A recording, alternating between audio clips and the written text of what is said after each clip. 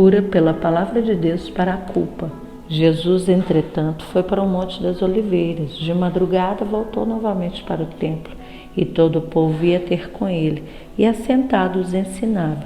Os escribas e fariseus trouxeram à sua presença uma mulher surpreendida em adultério, e fazendo-a ficar em pé no meio deles, disseram a Jesus: Mestre, essa mulher foi apanhada em flagrante adultério, e na lei nos mandou Moisés que tais mulheres sejam apedrejadas.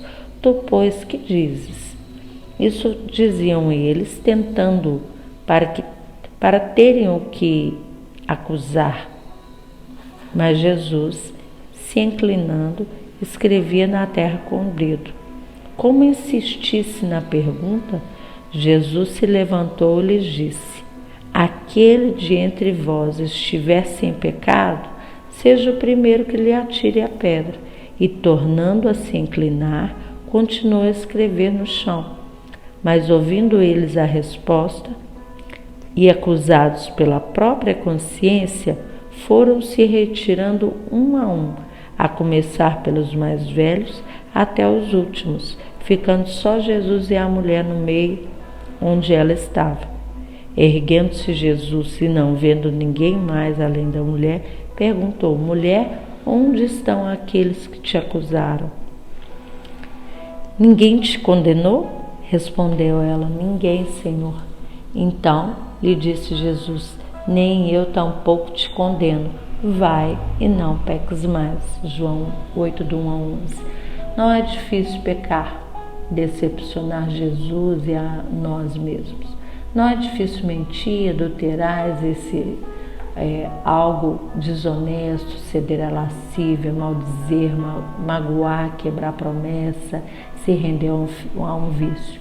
O difícil é conviver com a culpa que o pecado traz. O sentimento de culpa é uma das forças mais poderosas que podem agir sobre as nossas emoções. E ele está de alguma forma presente em todas as enfermidades interiores que podemos ter. Para resistir ao seu peso esmagador, o ser humano toma as atitudes mais diversas e radicais. Todas as pessoas veem-se à volta com culpa e tentam lidar com ela, muitas vezes da maneira errada. Constatamos isso em experiências dos personagens da Bíblia e também no homem moderno, que está do nosso lado, ou conosco mesmo. Diante da culpa, alguns se esquivam como Adão, alguns se endurecem como Caim, alguns fogem como Moisés, alguns enlouquecem como Saul, alguns se consomem como Davi, alguns choram como Pedro e alguns suicidam-se como Jonas. A experiência dessa mulher adúltera, no entanto, nos ensina a forma adequada e saudável de lidarmos com esse sentimento. Com ela aprendemos que só aos pés de Jesus podemos obter o alívio para o nosso peso. O primeiro passo para superar o sentimento de culpa é reconhecer o pecado. É por relutar e admiti-lo que, na maioria das vezes, as pessoas se afundam num remorso e na manipulação, em vez de crescer com seus erros e se livrar dele. No episódio dessa mulher apanhada no flagrante do adultério, estiveram envolvidas algumas pessoas que não estavam dispostas a reconhecer sua culpa e que por isso saíram dali sem a bênção e sem o perdão. O primeiro personagem que nos chama a atenção nessa história é o adúltero. Ele merece destaque pelo simples fato de não aparecer no texto. Onde está o homem? Obviamente, o adultério é um tipo de pecado que não dá para cometer sozinho, tem como. Mas a mulher foi levada à presença de Jesus sozinha. E, na verdade, o que a lei estipulava é que ambos os envolvidos do pecado fossem mortos. Lá em Levíticos 20:10. Então, por que o homem não foi também? Creio que no seu coração ele não se sentia culpado, amparado por uma consciência cauterizada e por uma sociedade machista. Seu raciocínio era: por que deve ser corrigido ou julgado? Não fiz nada demais, sou homem, e dos homens se espera atitudes desse tipo. As mulheres sim devem ser recatadas e fiéis. Os homens não precisam, né? Ela cedeu, eu não tive culpa.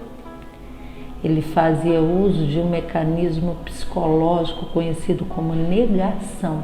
Negava qualquer culpa para si mesmo, privando-se assim de qualquer perdão. O segundo grupo de personagens interessantes nessa história é a dos fariseus. Cada um deles lá tinha lá seus pecados e culpas. E no fim do episódio nós vamos ver isso bem claro. Mas não foram a Jesus levando seus próprios erros, e sim, o de quem? O da mulher. Veja a culpa dela, gritavam eles para quem quisesse ouvir. Esperavam com isso, enquanto a multidão estivesse olhando para o pecado daquela infeliz, não olharia para o deles. A psicologia dá a esse mecanismo o nome de projeção. Atribui aos outros os defeitos que não gostamos de admitir em nós mesmos, se desviando assim para outra direção, os olhos vacilantes da censura. Todos conhecemos pessoas que estão sempre prontas a apontar o pecado dos outros. Talvez no próprio coração abriga os pecados do mesmo tipo. Todos os homens se defendem e se defendem atacando. Muito desafiador, não é mesmo?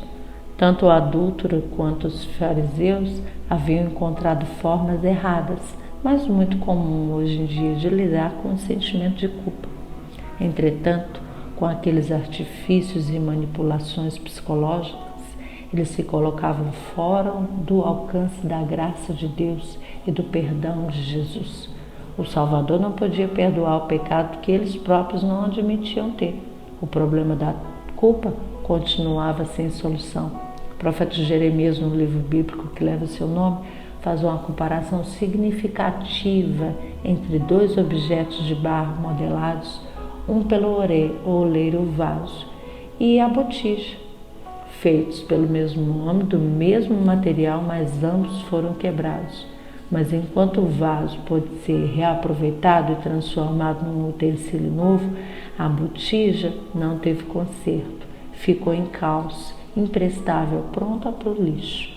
Isso aconteceu porque o barro do vaso ainda estava úmido, ao passo que a botija já tinha passado pelo forno, havia endurecido. O mesmo acontece com o nosso coração.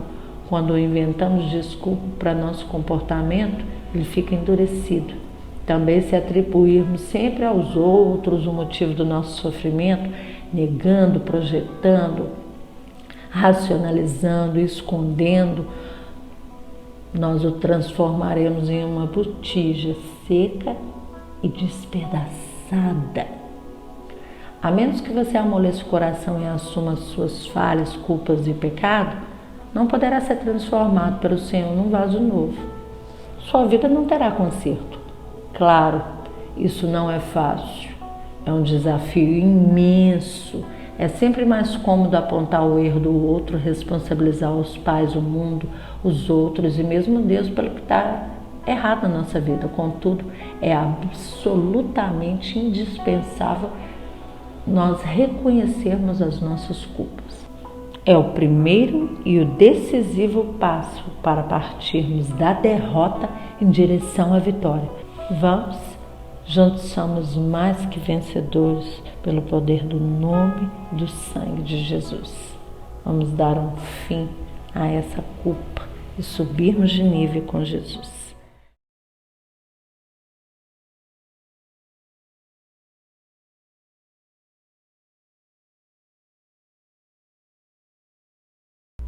Cura pela palavra de Deus para a culpa. Ao contrário dos demais, a mulher adúltera não tentou negar, justificar ou transferir as suas responsabilidades, embora ela pudesse fazê-lo como os outros personagens da história. Ela assumiu a culpa, confessando-se com o seu silêncio. Não ouvimos sair dos seus lábios uma única palavra no sentido de se defender ou retribuir as acusações que lhe foram feitas por aqueles hipócritas. Ela apresentou-se humilde e maleável diante do Senhor Jesus. Aquela mulher realmente tinha as suas culpas E ela fez com as culpas o que de mais saudável o ser humano pode fazer. Ela confessou. O que encobre as suas transgressões jamais prosperará, mas o que confessa e deixa alcançará misericórdia. É isso que está lá na palavra de Deus em Provérbios 28, 13. Certa vez, num trabalho evangelístico, o autor do livro, Marcelo Aguiar, entrou numa casa para falar de Jesus com os moradores dessa casa, né? E uma senhora de 50 anos, mais seu pai, deixaram eles entrar e eles começaram a evangelizar, mas ela se dizia incapaz de aceitar a doutrina da salvação pela graça. Ela principalmente achava impossível Deus salvar pessoas que não tivessem feito por onde, que não tivessem levado uma vida correta ao ponto de conquistar pelos seus próprios méritos, o direito de morar no céu. E depois de muito insistir, explicando acerca da salvação, falando acerca do caráter de Jesus, do plano amoroso de Deus para a sua redenção, ela começou a se interessar e se alegrar. Ela começou a ficar emocionada, porque após muitos anos ela se achava condenada. E ela falou assim: há mais de 30 anos fiz alguns abortos, tirei 3 filhos de dentro do meu ventre. Eu tinha certeza de que Deus não poderia me perdoar por crimes tão terríveis e de que eu estava condenada ao inferno. É maravilhoso saber que Jesus pode me perdoar e há esperança para mim. E depois ele pergunta a ela como ela se sente. Ela fala que sentiu como se um grande peso foi tirado de cima dela.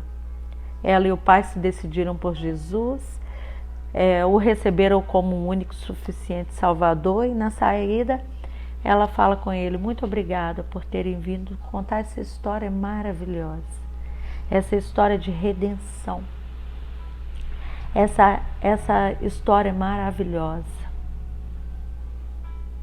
Assuma as suas responsabilidades.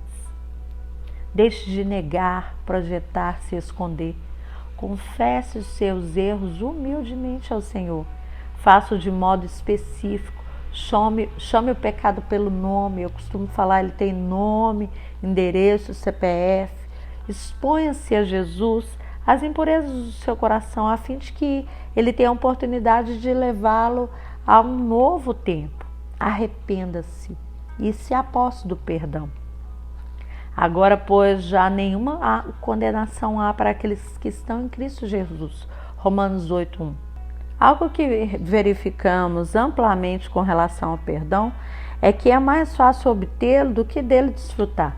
Certas pessoas possuem uma consciência hipersensível. Elas encontram uma terrível dificuldade para se sentir perdoada. Parece até que Deus está mais disposto a esquecer as suas ofensas do que elas mesmas.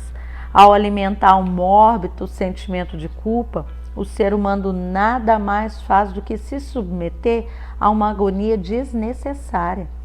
Nossa dificuldade em aceitar o fato de que Deus nos perdoa quando arrependidos nós confessamos os nossos pecados resulta em imposição orgulhosa do nosso coração. No fundo, não aceitamos que a solução para o sentimento de culpa não esteja em nossas mãos. Continuamos achando que é preciso fazer alguma coisa, pagar uma penitência, sofrer um castigo, ser vítima de alguma desgraça, penar o resto da vida. Achamos que podemos e devemos pagar pela nossa restauração. Não queremos ficar devendo nada para ninguém, não queremos ficar devendo nada para Deus. Mas o fato é de que não podemos pagar nada. Somos absolutamente impotentes. Tudo que nos resta a fazer é receber agradecido o perdão que nos é concedido pelas mãos que trazem o sinal dos cravos lá na cruz. Nem eu tampouco te condeno, vai e não peques mais. Foram as palavras de Jesus àquela mulher, a mulher que foi apanhada no adultério. Tudo que ela tinha que fazer agora era aceitar a realidade daquela mensagem maravilhosa, receber o perdão que ele lhe ofereceu de graça. As palavras de Jesus produziram uma cura instantânea na alma daquela mulher. marcada pela culpa, vergonha e temor. Nada de penitência, nem nada de anos de sofrimento. A cura foi imediata, definitiva e imerecida. Ela não merece, nós não merecemos. É dessa maneira que o Salvador se propôs a curar-nos de nossas culpas, de nossas lembranças mais duras e mais vergonhosas.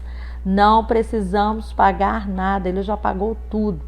Se nós já nos arrependemos de nossas faltas, se nós já confessamos a Ele pedindo o seu perdão, Ele já nos perdoou e Ele é poderoso para apagar todas as nossas transgressões.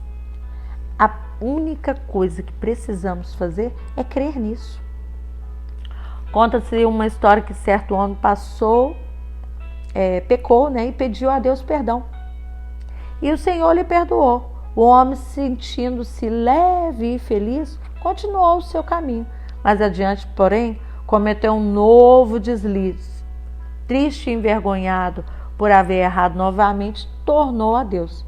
Peço-te que me perdoe esse segundo pecado, disse ele.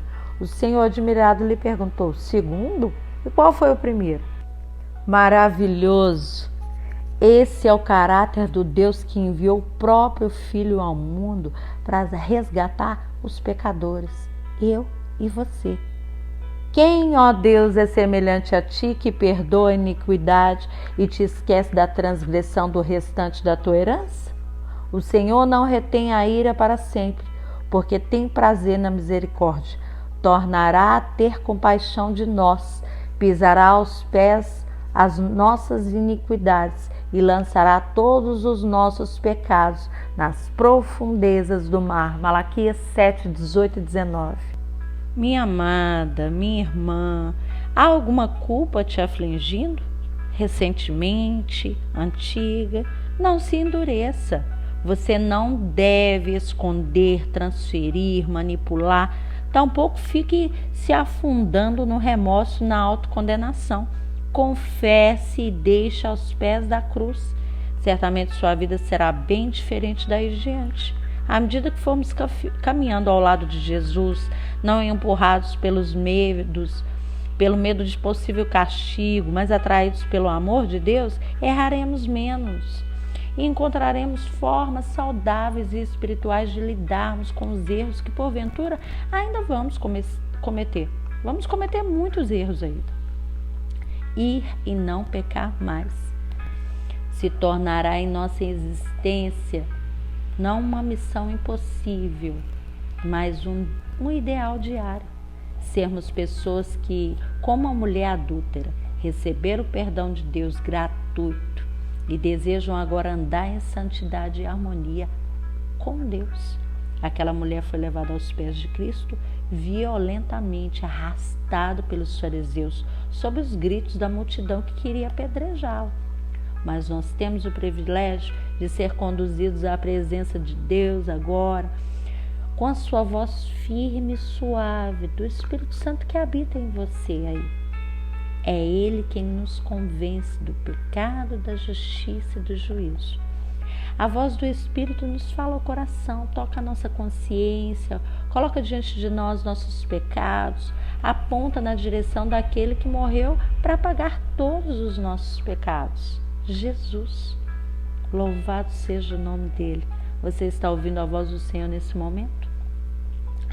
Não estará na hora de dizer alguma coisa para Jesus? Ele quer ressignificar a sua história. Senhor, nos conduz. Espírito Santo de Deus, se há culpa em nosso coração por situações que fizemos, falamos ou deixamos de fazer, nos conduz ao teu altar agora. Nos ajude a ressignificar todas as nossas situações difíceis e a reescrevermos a nossa história em Ti. Amém. Amadas, o caderninho de conquista nesse momento é muito especial. Leia Eu Sou diariamente e ressignifique a sua história em Deus. Cura pela palavra de Deus para o conflito, Números 1, do 1 ao 16. Falaram Miriam e Arão contra Moisés, por causa da mulher suscita que tomara, pois tinha tomado a mulher suscita. E disseram, porventura tem falado o Senhor somente por Moisés? Não tem falado também por nós? O Senhor ouviu. Era o varão Moisés muito manso, mais do que todos os homens que havia sobre a terra. Logo o Senhor disse a Moisés e a Arão e a Miriam, vós três sai da tenda da congregação. E eles saíram. Então o Senhor desceu na coluna de nuvem e se pôs à porta da tenda. Depois chamou Arão e Miriam e eles se apresentaram. Então disse, ouve agora as minhas palavras. Se entre vós há profeta, eu, o Senhor, em visão a ele me faço conhecer, ou falo com eles em sonho. Não é assim com meu servo Moisés, que é fiel em toda a minha casa. Boca a boca falo com ele, claramente e não por enigmas, pois ele vê a forma do Senhor. Como, pois, não temeste falar contra o meu servo, contra Moisés? E a ira do Senhor contra ele se acendeu e retirou-se. A nuvem afastou-se de sobre a tenda, e eis que Miriam achou-se leprosa, branca como a neve. E olhou Arão para Miriam, e eis que estava leprosa. Então disse Arão a Moisés, ai, Senhor meu, não ponhas, te rogo, sobre nós este pecado, pois loucamente procedemos e pecamos. Ora, não seja ela como um aborto que, saindo do ventre de sua mãe, tenha metade da sua carne já consumida. Moisés clamou ao Senhor, dizendo, ó Deus, rogo que a cures. Respondeu o Senhor a Moisés, se seu pai lhe cuspira no rosto, não seria envergonhada por 7 dias? Seja detida 7 dias fora do arraial e depois recolhida. Assim, Miriam foi detida fora do arraial por 7 dias, e o povo não partiu enquanto Miriam não foi recolhida. Porém, depois o povo partiu de Ezerote e acampou-se no deserto de Parã. Números 12, do 1 ao 16. Arão e Joquebede tinham filhos que deixariam orgulhosos qualquer casal. Eles tornaram-se pessoas de grande projeção no reino de Deus. Moisés, o líder dinâmico, legislador incomparável. Arão, o primeiro sumo sacerdote da história de Israel. E Miriam, a grande profetisa. Não obstante de tantas virtudes, tantas qualidades, os três tiveram seus desentendimentos. E eles foram tão sérios que quase acabaram numa desgraça. Nenhuma família, por mais que nela exista amor, está livre de discórdia, tensões e conflitos. Nenhuma igreja, por mais espiritual que seja, está isenta de desentendimentos e desacordos. Na verdade, os conflitos são inerentes à existência humana. Onde encontrarmos dois indivíduos, encontraremos também problemas de relacionamentos. As pessoas são diferentes entre si, por isso é absolutamente normal que tenham suas diferenças. E quanto mais íntimo e franco for o relacionamento, maiores serão as possibilidades de divergências. É mais fácil haver desentendimento entre pessoas que estão próximas do que entre as pessoas que estão afastadas. Da mesma forma, é mais provável, haver guerra entre países que estão próximos do que aqueles que estão separados por quilômetros de distâncias. Os conflitos fazem parte da vida. A maturidade de uma pessoa é evidenciada precisamente na sua aptidão de superar as divergências de maneira lúcida e construtiva. Precisamos, portanto, aprender a arte da confrontação. Conta a Bíblia que certo dia Arão e Miriam foram procurar Moisés para repreendê-lo. O motivo da discórdia aparentemente era o fato de Moisés haver desposado uma mulher suscita. Não sabemos quem era ela. Alguns comentaristas afirmam que era Zípora, com qual Moisés se casara 40 anos antes na terra de Midian. Outros dizem que era outra, e que Moisés a desposara enquanto estava no deserto. Seja lá como for, Não havia impedimento na legislação da época para que Moisés se procedesse assim. Por que então Arão e Miriam se incomodaram tanto com isso? Seria pelo fato da mulher ser suscita ou seja, africana, possivelmente negra?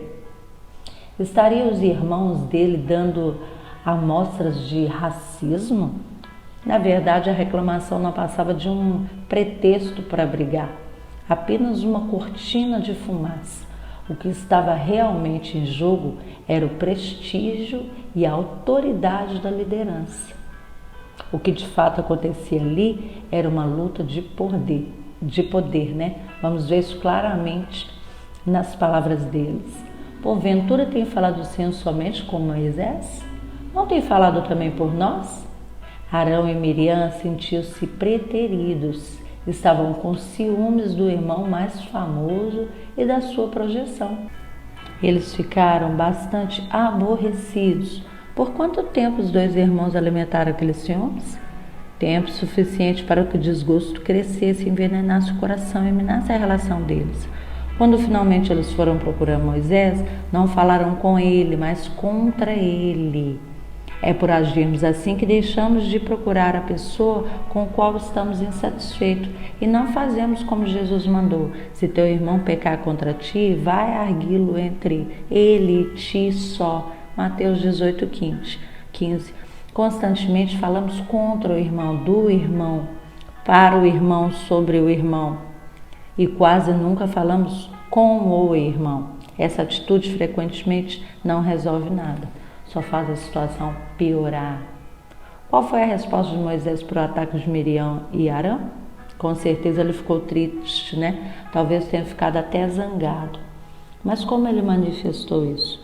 O texto diz que ele não respondeu nada. Por quê? Era o varão Moisés muito manso, mais que todos os homens que havia sobre a terra. A mansidão é uma qualidade, um fruto do Espírito e devemos cultivá-la. Pode acontecer, entretanto, que o nosso silêncio nada mais seja do que uma fuga para evitar o confronto. E assim não superamos o conflito. Moisés se recusou a discutir com os irmãos. Mas será que dali em diante o relacionamento entre eles continuaria o mesmo? Se nós não expusermos as nossas diferenças, não poderemos examiná-las e resolvê-las. Perderemos então a chance da restauração completa. O fato de existir um desacordo em si não é errado. Contudo, será que não estamos reagindo a ele de maneira errada? Às vezes brigamos, explodimos, trocamos insultos. Passamos a olhar as pessoas de cara feia. Algumas vezes nos afastamos e em outras abaixamos a cabeça numa atitude de medo e frustração. De vez em quando, não nos sentimos com força suficiente para o confronto e fingimos que está tudo bem. Interiormente, porém, não resolvemos a nossa mágoa. A maneira certa de agir quando nos deparamos com problemas de relacionamento é procurar resolver e enfrentá-los. Precisamos resolver os nossos problemas. Certa ocasião fui procurado por um homem desesperado. Sua esposa saiu de casa sem que tivesse ocorrido nenhuma briga, nenhum desentendimento. Aparentemente estava tudo bem. De repente ela abandonou o lar. Ele não podia entender tal atitude. Depois de muita insistência, ela resolveu conversar com ele e passou a expor uma série de fatos que ao longo dos anos havia aborrecido ela. O marido ficou admirado porque durante todo aquele tempo ela nunca tinha se queixado daquilo. Se ela tivesse feito eles poderiam ter consertado o que estava errado, desfrutando de uma relação melhor, ou buscado ajuda, mas agora ela dizia que era tarde demais. A decepção e a mágoa haviam atingido níveis insuportáveis. Ela não o amava mais, não queria mais aquele casamento, não tinha a mínima intenção de investir numa reconciliação, só queria o divórcio. O casamento acabou. Abordar os conflitos de maneira adequada nos possibilita melhorar e redirecionar as nossas relações. Não há dificuldade que não possa ser superada com diálogo e boa vontade. Há problemas que são mais simples, não são graves e podemos ignorá-los. pois não temos a mínima necessidade de brigar por coisas insignificantes. Mas, via de regra, é necessário encarar o conflito, sim. O Senhor nos ensina, Pai, a encararmos as nossas diferenças, as nossas dificuldades e conversarmos uns com os outros, expondo o nosso coração, para que haja, Pai, cura, restauração, para que nessa confrontação, Pai, deste conflito, não haja prejuízo nos nossos relacionamentos com o nosso próximo. Amém.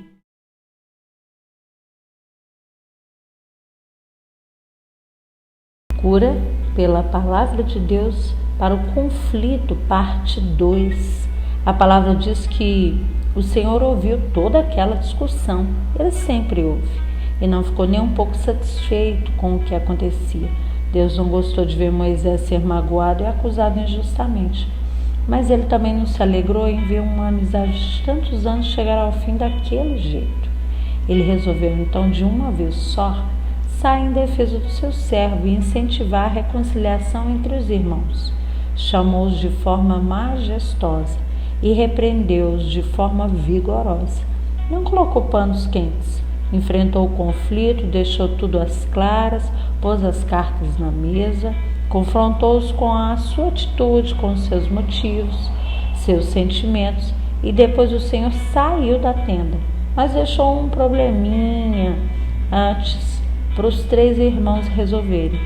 A nuvem afastou-se de sobre a tenda, e eis que Miriam se achou leprosa, branca como a neve. Versículo 9.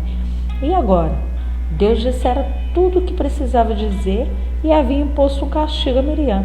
Arão não sofreu o mesmo castigo. Provavelmente nós entendemos, pensamos ser porque ele era sumo sacerdote e a sua impureza cerimonial prejudicaria toda a nação. O castigo promoveu uma mudança, provocou uma mudança por parte dos 3 irmãos. Miriam, que estava falando demais, ficou calada. Arão, que estava acusando, pediu desculpas e falou para Moisés assim: Ai, Senhor meu, não ponhas, te rogo, sobre nós este pecado, pois procedemos loucamente e pecamos. Versículo 11. E Moisés, que estava calado, falou, intercedeu pela irmã. Querida, ó Deus, rogo-te que a cures. A família estava unida de novo e eles perceberam que o amor que os unia era mais forte do que o ciúme que os separava. Nós que enfrentamos desavenças com as pessoas mais próximas em casa, poderemos chegar às mesmas conclusões. Será necessário um castigo de Deus para que cessem as brigas e a gente venha resolver os nossos conflitos? Claro que não. O fato é que, confrontando Arão, Miriam e Moisés com a sua discórdia, Deus gerou uma condição para que eles assumissem e superassem os problemas. Façamos o mesmo. Se enfrentarmos os conflitos com coragem, tratando as pessoas com cortesia e sinceridade, evitando generalizar as coisas, as acusações também, a gente evitando elas, evitando as provocações, procurando enxergar o ponto de vista do outro, poderemos superar os desentendimentos, sim. Teremos condições de resgatar relações valiosas que andavam estremecidas. A iniciativa de Arão e a intercessão de Moisés trouxeram esperança para o caso de Miriam. Ela seria curada, mas a lepra era uma doença que tornava as pessoas cerimonialmente impuras. O procedimento de purificação durava 7 dias. Ela precisou assim ficar 1 semana no deserto, fora do acampamento, até poder voltar de novo para o convívio do povo. Aconteceu que algo muito bonito ocorreu lá no meio do povo. O povo não partiu enquanto Miriam não foi recolhida. Aquela gente nômade que vivia viajando, que raramente passava 2 noites no mesmo lugar, que tinha pressa em chegar à terra prometida, esperou 7 dias pelo retorno de Miriam. Evidenciou assim o seu carinho e consideração para com ela. Às vezes é preciso esperar alguém pode ser uma pessoa que ainda não avançou tanto na fé. Talvez ainda cometa muitos erros, os mesmos que um dia nós também cometemos. E é nessa hora que demonstraremos amor e consideração. Paulo aconselha: irmãos, se alguém for surpreendido em alguma falha, vós que sois espirituais, corrigi com espírito de brandura. E guarda-te para que não seja também tentado. Levai as cargas uns dos outros, e assim cumprireis a lei de Cristo. Gálatas 6, 1 e 2. A diferença entre Moisés e seus irmãos foram superadas. Os empecilhos emocionais que se colocaram entre eles foram removidos, de forma que eles poderiam gozar novamente da proximidade que eles tinham, da estima que lhe era tão comum. Só depois disso o povo pôde seguir em frente. A existência de conflito não é indício de falta de saúde numa relação, não. A incapacidade de resolvê-lo, sim, é doentia, mas muitas vezes deixamos de enfrentar os desentendimentos de forma madura. Quando eles aparecem, negamos, lamentamos, protegamos, comentamos, remoemos, agravamos o problema, mas não enfrentamos ele e nem o resolvemos. O pastor de uma certa igreja passou a tratar muito mal suas ovelhas, nem sempre fora desse jeito, mas nos últimos meses, porém, ele se tornaram um tirano insuportável. Vivia de cara amarrada, brigava com todo mundo, tratava as pessoas com aspereza. Seus sermões estavam, terrível. Queixas e mais queixas de agressividade dele.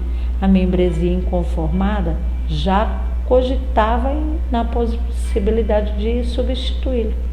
Não se falava em outra coisa nos corredores da igreja. Todos reclamavam da situação, mas ninguém tinha coragem de tomar atitude, de ir até o pastor e conversar com ele. Claro que cada um dos irmãos tinha uma ótima desculpa para não fazer isso. Assim a situação ia só piorando a cada dia. Por fim, o experiente diácono, vendo um rumo perigoso que as coisas estavam tomando, decidiu abordar aquele ministro. Foi até a tua casa de forma polida, porém firme, falou-lhe que não concordava com as atitudes e com o comportamento que vinha tendo diante da igreja. Disse-lhe também que os irmãos estavam muito descontentes com o que estava acontecendo e poderiam até exonerá-lo. Perguntou a ele se estava passando por algum problema e ofereceu-se para ouvi-lo e ajudá-lo. Então o pastor, em meio às lágrimas, começou a abrir o coração e falar-lhe de uma série de dificuldades que vem enfrentando em silêncio nos últimos meses. Passava por uma grave crise conjugal, problemas financeiros, enfermidade na família, sentia-se irritado, confuso e esgotado. Abatido, confessou que até mesmo estava pensando em abandonar o ministério. Essa não foi a última vez em que os dois homens oraram e choraram juntos na presença do Senhor, mas foi o primeiro momento em que, de fato, as coisas começaram a mudar. Sentindo-se amparado, podendo contar com a correção e o auxílio de um amigo, o pastor começou, a partir dali, a ter uma atitude diferente com relação às ovelhas. Os problemas que o afligiam também foram sendo resolvidos, graças ao envolvimento de irmãos mais chegados e à intercessão de toda a congregação. Não apenas a paz foi restaurada no seio daquela igreja, como a vida de todos os envolvidos naquela crise foi profundamente abençoada.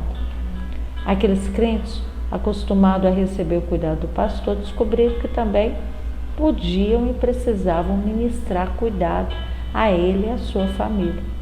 E o ministro descobriu que não era um super-homem, um solitário dono da verdade acima de qualquer dúvida, fraqueza ou necessidade, mas sim alguém que precisava e podia contar com o amor e o auxílio dos irmãos.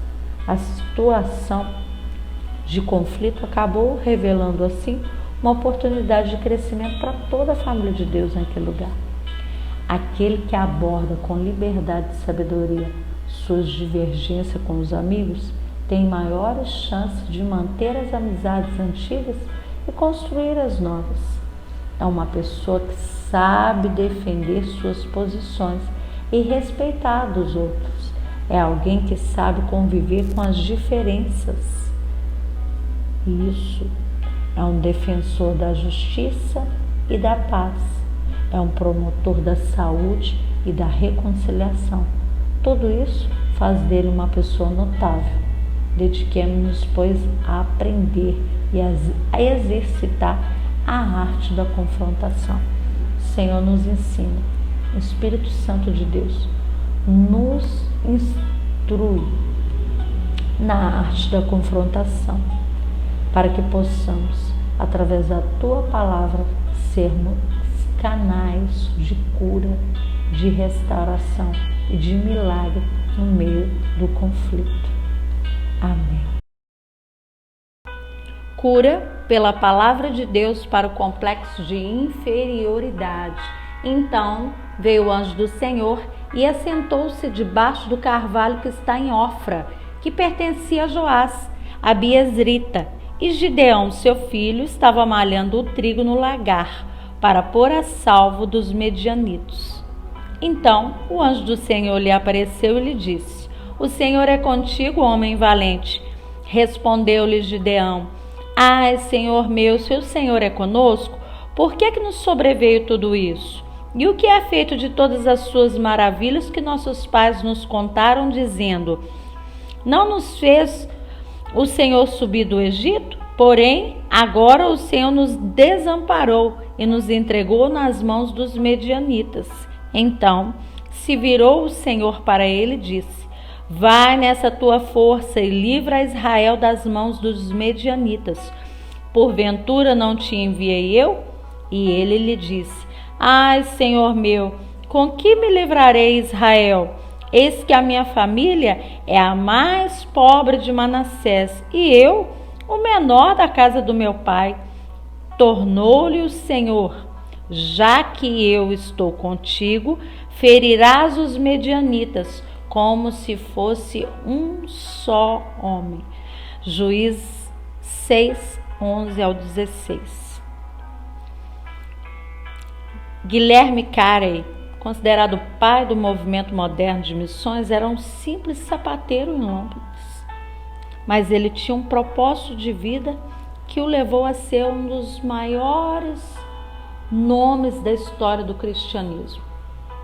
Seu lema era: espere grandes coisas de Deus, realize grandes coisas para Deus.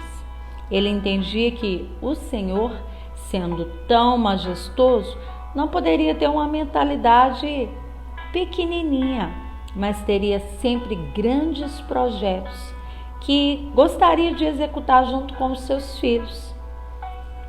E Ele está te procurando, viu? De fato, o Senhor Deus quer realizar grandes coisas em nossas vidas. Muitas vezes, a pequenez da nossa visão se apresenta como um empecilho à concretização dos projetos de Deus. Temos um conceito errado de Deus. Nós o vemos muito pequeno. E o que costuma ser igualmente ruim, temos um conceito equivocado de nós mesmos. Nós nos vemos muito pequenininhos. Certo fazendeiro, numa das suas caçadas, encontrou um ninho de águias. Dentro dele havia um filhote. Ele pegou e levou para casa e passou a criá-la no galinheiro. A ave cresceu no meio das galinhas, acreditando ser uma delas. Já grande, ciscava no terreiro e dormia empoleirada como todas as outras. Ela possuía asas fortes que poderia transportá-la para bem longe dali, para as alturas e para a liberdade, na hora que ela quisesse. Mas aquele homem nem precisava prendê-la para que permanecesse no quintal, comendo a ração e caçando minhoca. A ave não sabia do que era capaz, desconhecia o fato de que ela era águia. Julgava-se tão galinha quanto as companheiras de puleiro. É por isso que só conseguia ter uma vida de galinha. É a mesma coisa que eles fazem com os elefantes no circo. Quando pequenos, colocam eles nas estacas. Eles ficam grandes e presos nas estacas, sem saber que só de dar uma balançadinha mais forte, a estaca ia cair no outro planeta.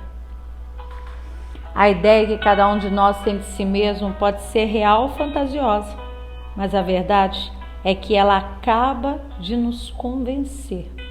O que acontece com um homem é que, como imagina a sua alma, assim ele é.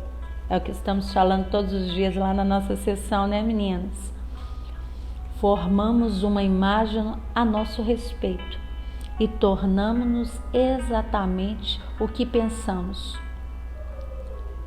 Quando temos uma autoimagem negativa, julgando-nos inferiores aos outros, passamos a nos comportar de uma maneira efetivamente inferior. Essa imagem que desenvolvemos acaba por se entranhar tão profundamente na nossa mente que nem nos recordamos de como realmente somos em Cristo, por trás das nossas máscaras, por trás desse personagem que nós criamos. Semeia-se um pensamento, colhe um ato. Semeia-se um ato, colhe um hábito. Semeia-se um hábito, colhe um caráter.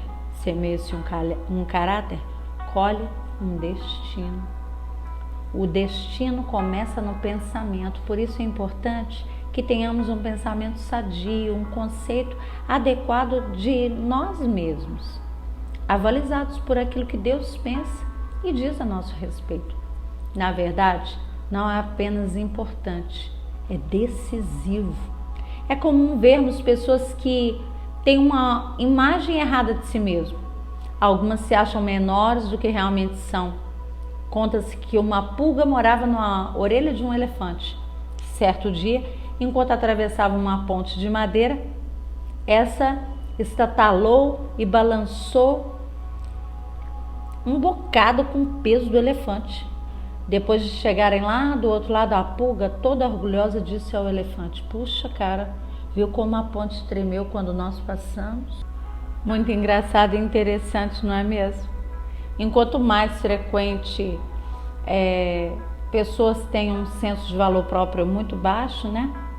Desenvolvendo uma autoestima negativa, aquilo que muitas vezes pensamos ser complexo de superioridade, estar bem, querendo mostrar-se e ser melhor do que os outros, geralmente não passa de uma tentativa de compensação para um sentimento também de inferioridade. O indivíduo quer que os outros reconheçam seu valor porque ele mesmo não está convencido de que vale alguma coisa. Vive a caça de elogios, de aprovações que os façam sentir importante, pois não encontra esse senso de valorização dentro de si mesmo. Já há outros que, se julgando inferiores, desprezam-se e lamentam que Deus os tenha feito do jeito que são.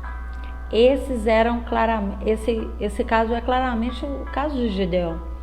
O Senhor foi encontrá-lo trabalhando perto de um carvalho, malhando o trigo no lagar para se esconder dos medianitas. Aquele local não tinha nada a ver com um lugar apropriado para debulhar o cereal. Normalmente o lagar é uma espécie de tinta de pedra, só era usado para pisar as uvas, para transformá-las em vinho. O trigo era malhado na eira, num espaço amplo, arejado, a fim de que o vento pudesse soprar as impurezas do cereal, né, no momento que lançava para cima. Mas Gideão estava lá evitando os lugares abertos. Ele estava apavorado. Os medianitas, povo nômade que habitava o norte do deserto da Arábia, atacavam o território de Israel na época da colheita do cereal.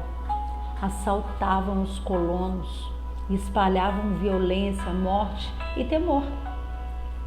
Irmãos do próprio Gideão já tinham sido assassinados. A palavra nos fala lá em Juízes 8. Portanto, tudo que ele queria agora era se esconder, salvar sua vida e preservar o pouco que possuía. Deus o tinha em alta conta. O Senhor é contigo, homem valente. Foi a forma como ele o saudou, lá no versículo 12. Gideão, porém, abrigava uma opinião bem diferente a seu respeito. O Senhor o via como uma pessoa forte e valorosa, mas ele se enxergava como um desamparado, fraco, pobre e pequeno. E disse ao anjo: Ai, Senhor meu, como que livrarei Israel? Eis que a minha família é a mais pobre de Manassés e eu, o menor da casa do meu pai. Ele se considerava o pior da família. Mais inferior? Impossível.